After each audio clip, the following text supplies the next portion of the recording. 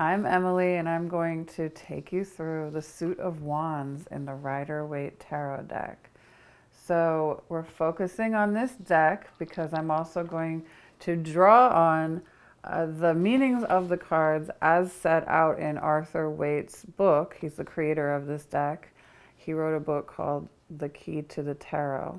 And in the book, he very clearly explains exactly what he means by the design on each card and his philosophy on the tarot. So Arthur Waite was a writer and occult philosopher. He actually translated The History of Magic by Eliphas Levi. You might be familiar with that book. So he was very learned and wise about the history of these cards and their meanings. So the first thing to note when you're studying the tarot is that the cards are not necessarily meant for divination. However, today I am going to tell you how to use these cards in a reading, what they might mean if they came up in a reading. But Arthur Waite makes it very clear in his book, and other writers on the same topic have said the same, that it is not created for fortune telling.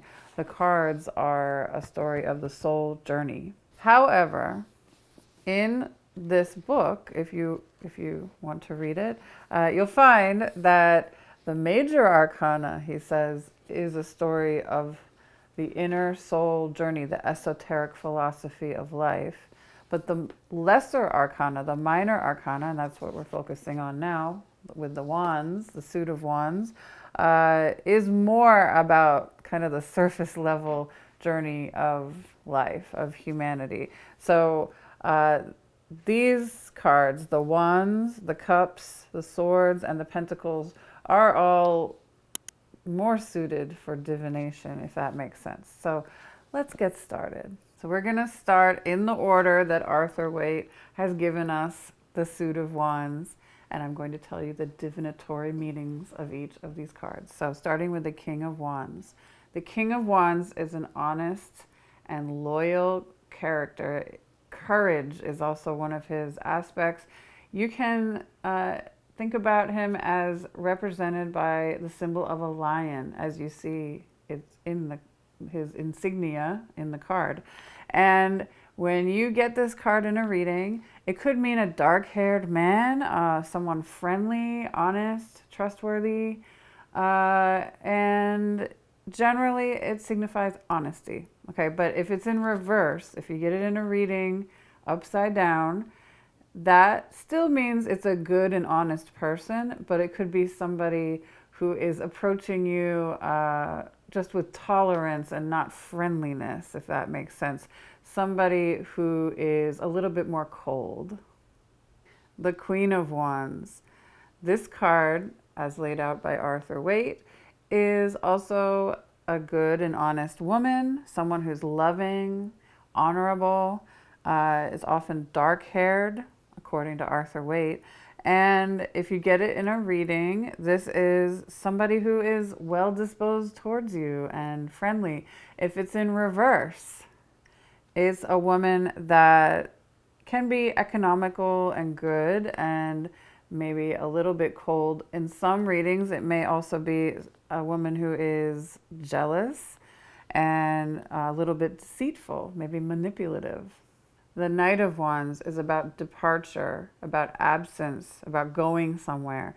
It's a dark-haired young man, and when it's in reverse, it is about discord, chaos, interruption, maybe in a trip or some kind of travel that's going on. The Page of Wands is also a young man, dark-haired, and can be a deliverer of good news, also a lover, so it could be news of love. So if you're waiting for a message to come in from a relationship that you're in, this is good. This is a good card. If it's in reverse, it could be bad news. It could also be the indecision that you might face in some situation, or instability. The Ten of Wands. As you can see, it's a man who is burdened by a load of wands that he's carrying.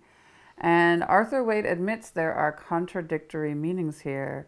It's a paradox, okay? He says that it could be good fortune and gain, any kind of success, but then that success could become a burden later.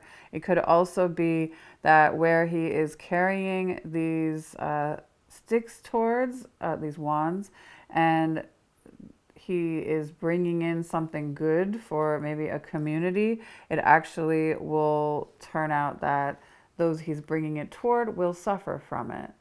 So if it's in reverse, it is just a negative meaning. It could be difficulties and intrigues, he says, contrarieties. So generally in reverse, it can be calamity. The Nine of Wands, it's a man with his head bandaged, looking to the side, waiting for that attack to come. He hasn't given up the fight yet. And it says that he, if attacked, will meet the onslaught boldly. He's very courageous. If this card is in reverse, it is obstacles, adversity, the attack is coming on. So you have to be ready. The Eight of Wands. This is generally movement. It's going towards your goal, success, hope, activity, undertakings, the path of such activity. As you can see here, there are wands flying through the air like arrows.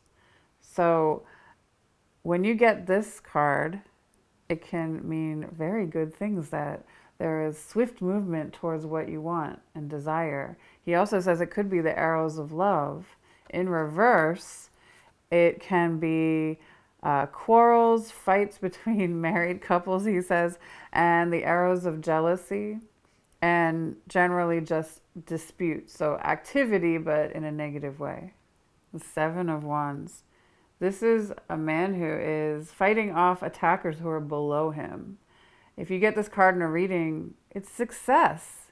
You are able to win the fight. You have the advantage. And it says that it's also about negotiations in business and having the upper hand, success. It could also just be generally arguments and disputes. And with love, it could be an argument that has a favorable outcome. In reverse, this card is about anxiety, embarrassments, and it could also be warning about indecision. The Six of Wands. The image on this card generally shows success, victory.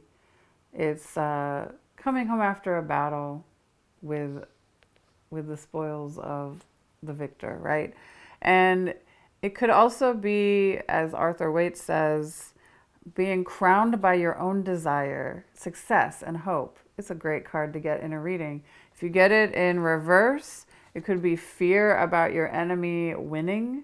It could be a warning of treachery, disloyalty, and in general, the enemy coming up to the gates.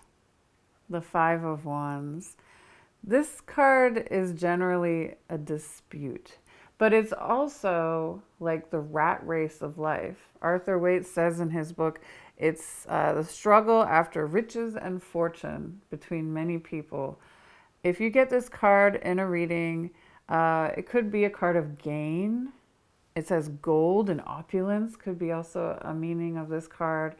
Generally, winning at life, but knowing that it's a struggle. If you get it in reverse, it's litigation, trickery, contradictions. It's a struggle that doesn't end favorably. The Four of Wands. This is country living. It's peace. Being in an abundant lifestyle in the countryside. Domestic happiness. Generally, it is harmony and prosperity, he says in his book. If it's in reverse, Arthur Waite says the meaning of the card doesn't change. It's still prosperity, increase, and goodness. The Three of Wands. It's a man looking out over the ocean, with ships coming in and going out. It's a card of commerce, trade.